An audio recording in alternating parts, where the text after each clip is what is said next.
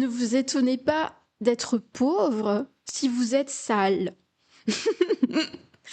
Alors, je vais commencer ce sujet en vous expliquant l'importance de garder et d'avoir un environnement propre et pourquoi, en fait, quand vous ne rangez pas votre intérieur, quand vous ne faites pas le ménage dans vos vêtements, que vous négligez tous ces aspects-là et que pour vous ce n'est pas important, eh bien, indirectement, vous attirez la pauvreté chez vous et aussi vous attirez des blocages. Et moi, je vais vous expliquer un peu mon expérience avec ça, car à la base, j'étais quelqu'un d'extrêmement bordélique. Alors déjà, quand j'étais petite, je me souviens que ma chambre, c'était un bazar. Elle était très très mal rangée, mais en même temps, je sais pourquoi c'était le cas. Car déjà, la chambre était moche, les murs étaient peints rose saumon. Enfin, je veux dire, quand ta chambre est rose saumon, est-ce que tu as envie forcément de bien la ranger? Non.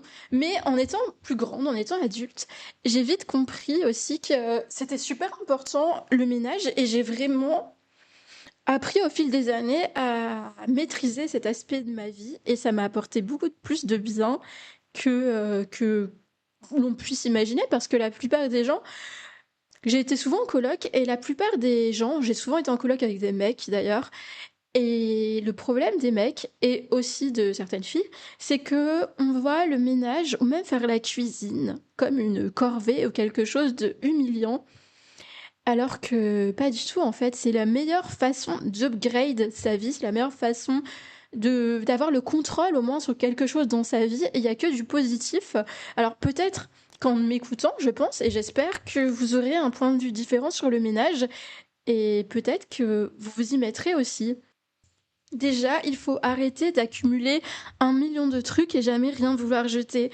Il faut jeter, moi je jette beaucoup des vêtements et tout. Dès que j'ai quelque chose qui commence à s'user ou que j'utilise pas, maintenant je jette. Avant, je voulais pas jeter mes affaires. Je me disais bon bah c'est bien que je garde ce pantalon ou ce truc pour plus tard. Mais en fait, quand vous ne jetez pas, vous fermez la porte à la nouveauté et vous empêchez aussi votre vie d'évoluer puisque vous êtes rattaché à des objets qui appartiennent au passé et en même temps vous avez ce bazar visuel qui vous rend paresseux car honnêtement quand parfois c'est même quand vous allez faire du ménage ou quoi chez vous, vous voulez ranger votre appart mais il va être tellement rempli de conneries que vous allez même pas avoir cet effet de repos visuel en fait car c'est encombré. Donc honnêtement, la première chose à faire quand on veut vraiment changer de vie et qu'on veut attirer la richesse dans sa vie, c'est jeter. Jeter ce qui est cassé, jeter ce qui est moche, jeter les vêtements démodés, jeter ce qui ne sert à rien, jeter les sacs plastiques.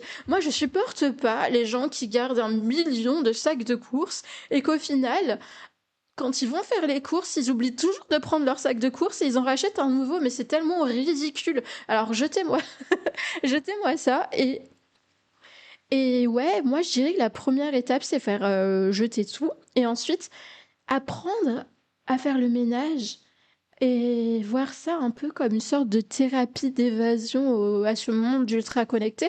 Ce que j'aime bien en plus, c'est écouter des vidéos YouTube pendant que je fais du ménage. Donc vous pourriez écouter ce podcast pendant votre ménage. Peut-être ça vous motivera de m'écouter. Et ensuite, c'est de trouver, d'avoir plus d'objets de rangement. Avant, avant ce qui m'embêtait aussi, c'est que je ne trouvais pas de place pour ranger mes affaires, car j'avais pas les meubles qui convenaient. Donc, pourquoi pas acheter des boîtes? Moi, c'est ce qui m'aide, hein. J'achète souvent des grosses boîtes ou des caisses, et dedans, je range toutes mes affaires. Par exemple, j'ai une caisse où je mets tout mon maquillage, une caisse où je mets toutes mes brosses, une caisse où je mets toutes, je sais pas, mes pyjamas. Et déjà, ça permet de mieux s'organiser et de pouvoir mettre au moins chaque chose à sa place. Parce que avant de faire le ménage, il faut aussi faire le rangement, car rangement et ménage, ce n'est pas la même chose. Et la première étape, c'est de ranger, d'organiser, de trier. Et ensuite, une fois que vous avez fait ça, c'est de faire un ménage. Mais je vais aller plus en détail sur la partie rangement. Et je pense qu'il faut ranger ses affaires par couleur. Comme par exemple les vêtements, il faudrait les ranger par catégorie et couleur pour avoir un visuel plus joli. Aussi, c'est super important d'aérer sa maison, son appart et tout ça, car l'air à l'intérieur est souvent plus pollué que l'air à l'extérieur. Il y a besoin d'aérer, déjà pour enlever toutes les mauvaises énergies de la maison. Donc moi, je vous invite aussi, quand vous faites votre ménage, c'est d'ouvrir grand toutes les fenêtres. Oh, et d'ailleurs, maintenant que j'y pense, vous savez ce qui me motive vraiment à faire le ménage, c'est drôle, hein, c'est une réflexion que je me suis faite l'autre fois en rangeant parce que j'ai ouvert toutes mes fenêtres et je me suis dit, ouais, mais en fait, là, il y a tous mes voisins qui pourraient me voir par la fenêtre parce que je suis en train de nettoyer et tout. Et en fait, le fait de sentir que je pouvais être observée, eh bien, indirectement, ça m'a motivée. Et c'est là que je me suis mise à penser et que je me suis rendu compte qu'au final, on était souvent on procrastine quand on sait que personne nous voit. Ou quand on est avec quelqu'un qui s'en fout. Par exemple, si tu habites, par exemple, chez un de tes parents ou même chez un pote qui est aussi un peu bordélique, ben, le pote, il s'en fout, il va pas te juger. Mais par contre, si tu vas inviter une pote que t'aimes bien, hein, une crush ou quoi, ou même un crush, là, d'un seul coup, tu vas te mettre à faire le ménage et à ranger chez toi. Pourquoi? Bah parce que justement, tu sais que tu vas être observé, tu sais que tu pourras être potentiellement jugé en fait, et c'est bizarre parce qu'à ce moment-là, tu n'as plus la flemme de faire ta vaisselle, de jeter ta poubelle et tout ça. Non, là, t'as plus la flemme parce que tu sais qu'il y a une sorte de jugement extérieur. Et ça, c'est un principe qui pourrait s'appliquer dans la vie de tous les jours pour avoir justement de la motivation. Je crois qu'en fait, l'humain, et même j'en suis persuadée, je pense que l'humain est conditionné pour vivre en groupe et vivre avec le regard des autres. D'ailleurs, je me souviens que quand j'habitais, non, j'ai pas habité à Amsterdam, mais on va dire que j'y allais très très très souvent. Pas pour les raisons que vous croyez, c'est parce que j'avais plein de potes là-bas. Et, et je me souviens que la première fois que j'étais allée chez le nouvel appart de mon pote, ses fenêtres étaient super grandes, il n'y avait pas de rideaux. Et aussi, quand je regardais enfin, le voisinage et tout, et on voyait tout ce que les voisins faisaient. Et d'ailleurs, je sais qu'aux États-Unis, c'est la même chose en fait. Quand vous allez aux États-Unis, je suis pas allée aux États-Unis, mais j'avais vu qu'aux États-Unis, il n'y a pas de volet, il n'y a pas de store en fait.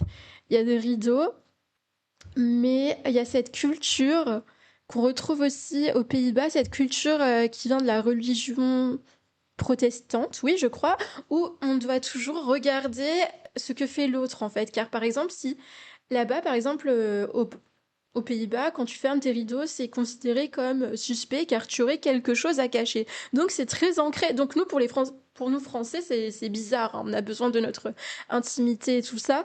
Mais en tout cas, dans les Pays-Bas et aux États-Unis, c'est pas comme ça. Quand tu es chez toi, tu n'es pas censé cacher quelque chose. Et souvent, les personnes qui cachent quelque chose, c'est qu'ils ont honte. Et souvent, vous avez honte parce que votre appart, il est pas rangé, parce que votre maison, elle est sale, parce que vous êtes sale. Et si vous étiez dans un environnement comme eux, où tout le monde se regarde, les voisins et tout ça, eh ben peut-être que vous aurez moins honte, moins honte de vous montrer parce que vous aurez pris l'habitude de bien ranger votre appartement et bien ranger votre environnement parce qu'il y a cette réputation que vous devez tenir. Et c'est là que je vous invite à utiliser ce conseil dans votre vie, en fait. Si vous voulez vraiment arrêter de procrastiner et faire le ménage chez vous, faites comme si vous étiez observé, comme si quelqu'un allait venir vous juger. Donc pourquoi pas enlever vos rideaux de chez vous et arrêter de vous cacher et ranger tout et arrêter d'avoir honte aussi. Moi, je sais qu'il y a des gens, ils ont honte d'aller jeter leurs poubelles parce qu'ils se disent oh, oui, en fait, j'ai pas jeté mes poubelles depuis 3 semaines, donc le sac poubelle, il est énorme, j'ai trop honte. Mais non, en fait, c'est normal d'aller jeter ses poubelles, il faut y aller, il n'y a pas de honte. Il faut aussi se mettre... comment dire? Il faut aussi, des fois, se regarder dans la glace, en fait.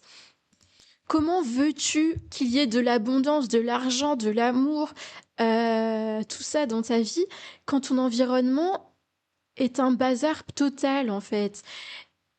Et d'ailleurs, moi, je sais que pour mon cas, avant, j'étais bordélique, mais J'étais souvent très très très flemmarde et en même temps j'étais aussi très colérique. Et c'est drôle parce que quand j'étais colérique, c'est que souvent quand mon environnement était mal rangé, car c'est fatigant, tu te sens pas, c'est pas frais, ton cerveau il a pas l'occasion de se renouveler, il y a pas d'espace en fait pour de nouvelles idées. Et ce qui est marrant, c'est que j'ai ouvert ce podcast juste après avoir fait un énorme ménage de printemps chez moi où là, du coup, j'ai changé d'espace, les meubles et tout, pour que justement l'énergie circule mieux. Je voulais que ce soit beaucoup plus grand. Donc, j'ai enlevé certains meubles, j'ai tout bien rangé, même les tiroirs, j'ai tout fait. Et étonnamment, rien que de voir cet espace rangé, ça m'a donné ce souffle d'air frais qui m'a donné envie de créer, d'être plus créative. Euh, oui, en fait, c'est vraiment quelque chose qui est très important dans la vie avant tout. C'est même une base, c'est une fondation, je dirais, avoir un environnement qui est bien, qui est propre. C'est très très très important et j'espère qu'en m'écoutant, vous aurez ce déclic. Dites-moi en commentaire si vous avez ce déclic aussi et si vous sentez qu'il y a un certain blocage en fait à cause du fait que votre environnement soit fatigant visuellement. Et d'ailleurs, j'ai l'impression que c'est quelque chose qui se perd en fait, que notre génération, moi je suis dans ma vingtaine, au début de la vingtaine, et notre génération, une fois qu'on est sorti du cocon familial, bon moi pour mon cas, je suis sortie très tôt du cocon familial parce que je suis partie de chez moi à 18 ans. Je vous raconterai un jour car l'histoire est assez intéressante de la façon dont je suis partie. Mais quand on est en début de vingtaine, vingtaine et tout ça, ou même après, et qu'on se retrouve à habiter seul pour la première fois ou même en coloc, ben on doit réapprendre à tout faire en fait. C'est normal de pas savoir faire son ménage ou sa cuisine quand c'est papa et maman qui faisaient ça pour vous. Mais à un moment, faut apprendre, il faut arrêter de se trouver des excuses. Moi, je suis fatiguée de voir des excuses entre mecs et meufs qui disent ah mais tu sais moi c'est pas parce que je suis une fille que je dois savoir cuisiner ou faire le ménage, ou le mec qui dit oh ben moi je suis un mec, je m'en fous, je mange un kebab et tout ça, je range pas chez moi. Mais non en fait. Après vous vous étonnez que vous trouvez pardon, après vous vous étonnez que vous trouvez personne, mais c'est normal, vous sentez le kebab, vos vêtements sont sales, on le voit en fait. Vous pouvez pas être sale comme ça. Vous pouvez pas être sale comme ça et attendre à trouver l'amour. J'ai eu beaucoup d'amis garçons et j'étais en coloc avec des garçons et honnêtement, c'est pas possible. Genre jamais, ils changent leurs caleçons, ils changent pas leurs caleçons. Ils portent des vêtements sales. Ils mangent que des kebabs, ils mangent que McDo et tout. Quand on est au début de ça, quand on est dans sa vingtaine et tout, on pense qu'il n'y a pas d'impact. On pense que c'est pas grave, on grossit pas forcément. C'est pas ça qui va te faire grossir.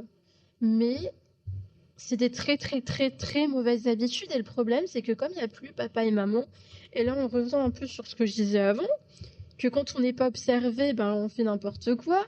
Mais en tout cas, quand il n'y a plus papa et maman pour vous dire, pour vous faire à manger et faire le ménage, ben vous faites pas. Mais à un moment, il faut apprendre à devenir un adulte. Alors, je sais pas pourquoi notre génération a cette phobie. En fait, si, je sais pourquoi, mais je sais pas si j'en parlerai aujourd'hui, mais en tout cas, pour résumer ma pensée, c'est que je pense qu'il y a tellement ce truc de favoriser le jeunisme et la jeunesse en disant que voilà, dès que tu as plus de 25 ans, ben, ça y est, c'est fini. Mais non, en fait, c'est ridicule de penser comme ça parce que ça crée des adultes enfants, en fait, des adultes enfants qui ne veulent pas faire des choses qui sont censées faire pour leur bien. Je veux dire, faire son ménage, manger un peu plus sainement, faire attention à soi, repasser ses vêtements. Je dis pas qu'il faut repasser ses vêtements, mais au moins faire sa lessive et tout ça, et faire attention à ses vêtements, mais c'est la base en fait, c'est des bases qui sont en train de se perdre. Et heureusement que j'ai ce podcast pour vous remettre les pendules à l'heure. Moi, des fois, j'ai envie d'être un peu, genre, je sais pas, peut-être que j'aurai un impact, peut-être que je n'aurai pas d'impact, mais en tout cas, si vous avez quelque chose à retenir de ce que je raconte, c'est qu'il faut devenir votre propre parent en fait, car personne va venir vous secouer, personne va venir vous dire de faire votre ménage ou de manger sainement. Et si vous continuez à agir comme ça, si vous continuez à ne pas prendre soin de vous, soin de votre santé, soin de votre corps et tout ça, ben en fait vous allez finir moche, vous allez finir pauvre et vous allez finir comme des déchets. Et peut-être que c'est déjà le cas, mais même si c'est le cas, ce n'est jamais trop tard. C'est d'ailleurs pour ça que j'aime autant le ménage et que c'est devenu vraiment une thérapie pour moi, car à chaque fois que je sentais que ma vie, ça allait pas, il y avait certains aspects de ma vie qui allaient pas. Il y a des moments où il n'y avait pas encore l'amour dans ma vie, où j'étais très seule, où j'avais pris un peu de poids. Et tu vois, quand tu te réveilles un matin et tu regardes autour de toi et ton environnement, il est pourri, tu te dis, ouais, peut-être que les choses iraient mieux si je faisais ce gros tri, ce gros ménage et tout ça. Et c'est quand j'ai commencé à jeter et à faire le ménage autour de moi que tout a commencé à évoluer de façon plus positive.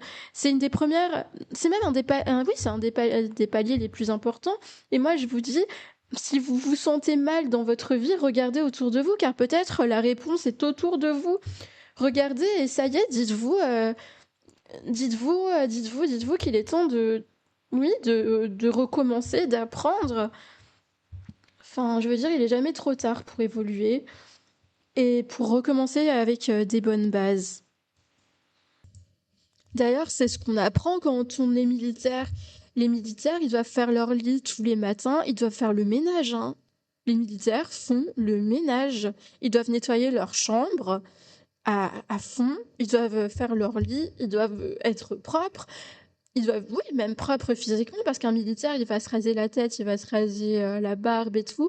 Il y a vraiment cette importance de la propreté. Et pourquoi c'est aussi important chez les militaires alors que c'est des personnes qui sont là pour combattre? C'est important car c'est une base en fait, car si cet aspect-là de votre vie est négligé, le reste ne suit pas. Comment tu veux, comment tu veux apprendre, comment tu veux évoluer si cette base est pourrie? Donc moi, ce que je vous invite, c'est qu'au lieu de dépenser votre prochain argent à acheter un ultime, je sais pas, un kebab ou je sais pas quoi, ou une pizza, utilisez-le et achetez-vous des produits de ménage. D'ailleurs, changez les éponges si vous en avez chez vous, mon Dieu. Non mais mon Dieu, à chaque fois que je suis allée chez des gens, ils utilisent la même éponge pour nettoyer la vaisselle et les toilettes. Ils utilisent la même éponge. Genre l'éponge des toilettes, les gars. Ils utilisent l'éponge des toilettes pour nettoyer leur vaisselle ou même le sol. Mais c'est de la folie. De la folie. Non, mais ne faites pas ça. Donc, moi, ce que j'aime bien faire, c'est que j'achète un produit, un spray qui c'est genre multi-usage pour nettoyer un peu toute la maison, des lingettes microfibres, du sopalin. Il faut quoi d'autre? Du spray pour vitres, de la javel et du liquide pour sol. Et aussi racheter tous vos ustensiles de ménage. Et ouais, racheter tous vos ustensiles de ménage qui sont pourris parce que ça sert à rien de garder une éponge toute sa vie. Une éponge, ça se jette en fait. Une éponge, c'est pas. Je suis tellement. C'est trop drôle, putain.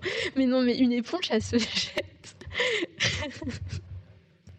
Et le ménage, c'est pas si compliqué. Premièrement, vous jetez toute la poussière sur le sol. Une fois que vous avez jeté tout sur le sol, vous passez le balai ou l'aspirateur. Le balai, attention, il faut qu'il soit propre, hein. Vous passez le balai, vous nettoyez bien. Ensuite, vous passez le spray avec la lingette microfibre sur toutes les surfaces, là où il y a des taches, là où c'est dégueu et tout. Si c'est trop dégueu, vous mettez du vinaigre blanc et ça fera partir, ou alors un dégraissant. Vous frottez bien tout, vérifiez tout, nettoyez bien. J'avais lu dans un livre, d'ailleurs je vous le conseille, ce livre, c'est L'art du ménage. C'est une femme qui fait des livres super bien parce que j'avais le livre L'art de la simplicité et elle a aussi écrit L'art de faire le ménage et aussi L'art de manger peu. Et en fait, c'est une femme qui habite au Japon depuis plusieurs années et elle donne plein de conseils. Et en fait, dans son livre, elle explique d'ailleurs comment faire le ménage, donc je vous le conseille. Vous pouvez le trouver sur Amazon, hein, c'est pas très cher. Et ouais, elle racontait qu'il y avait un garçon au Japon, un Américain, je crois, qui était expat au Japon. Et il habitait depuis plusieurs années. Et ce garçon-là, il vient d'une famille très très riche. Et chaque mois ou tous les 2 mois, ce qu'il faisait, c'est qu'il faisait un énorme ménage de son appartement. Il nettoyait partout. Et ouais, et il avait pris cette habitude de chez lui, même s'il venait d'une famille très riche. Le plus important, c'était pas avoir des objets je sais pas moi, une table en or ou peu importe. Non, c'était vraiment avoir un environnement propre. Car en fait, c'est ça. Et c'est là on revient au titre du sujet, c'est que la pauvreté, ça attire la saleté, ça attire la pauvreté. Car ils sont riches et le ménage est crucial chez eux. Pourquoi dans les hôtels, le ménage est crucial? Car dans certains hôtels, il y a un standing en fait. C'est une clientèle qui est riche. Et les riches ont besoin d'un environnement propre, car sinon ils ne peuvent pas travailler, ils ne peuvent pas faire éclore des nouvelles idées. Et quand je dis riche, je parle pas du riche de Picsou, de Crésus, le riche méchant, non. Moi je parle des gens qui sont riches, pas que d'argent, qui sont riches aussi d'idées, d'innovation, et aussi riches créativement.